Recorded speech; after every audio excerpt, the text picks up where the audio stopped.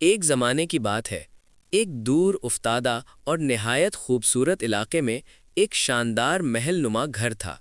اس گھر میں ایک امیر تاجر رہتا تھا۔ دولت اور شہرت کی اس کے پاس کوئی کمی نہ تھی، مگر کچھ عرصہ پہلے اس کی محبوب بیوی اس دنیا سے رخصت ہو چکی تھی۔ اب اس کی زندگی میں صرف ایک ہی ساتھی رہ گیا تھا: تنہائی۔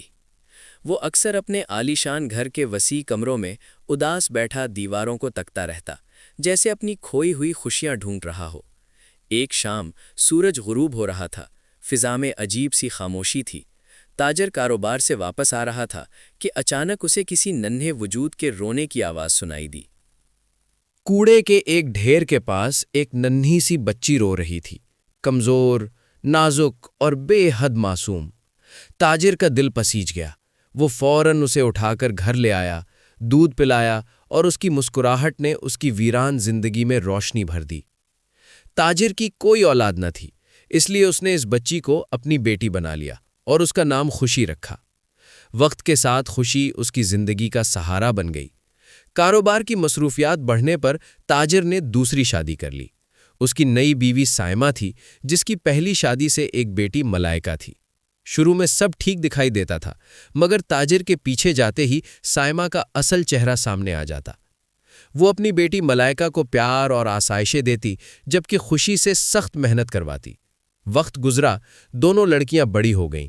خوشی اپنی خوبصورتی، معصومیت اور نرم دلی کی وجہ سے سوتیلی ماں اور بہن کی حسد کا نشانہ بن گئی۔ خوشی سے گھر کے تمام کام کروائے جاتے۔ باورچی خانے میں ایک بلی اس کی دوست بن گئی، جس سے وہ دل کا بوجھ ہلکا کرتی۔ مگر سائمہ کو یہ بھی گوارا نہ ہوا۔ ایک دن سائمہ نے دھوکے سے خوشی کو بلی کا گوشت کھلا دیا۔ یہ جان کر خوشی اندر سے ٹوٹ گئی۔ وہ پوری رات آنسو بہاتی رہی، بے خبر کہ اس کی زندگی اب ایک اور موڑ لینے والی ہے۔ اگلے دن خوشی کو گھاس کاٹنے بھیجا گیا۔ واپسی پر اسے ایک زخمی سفید سانپ ملا۔ اس کا دل پسیج گیا۔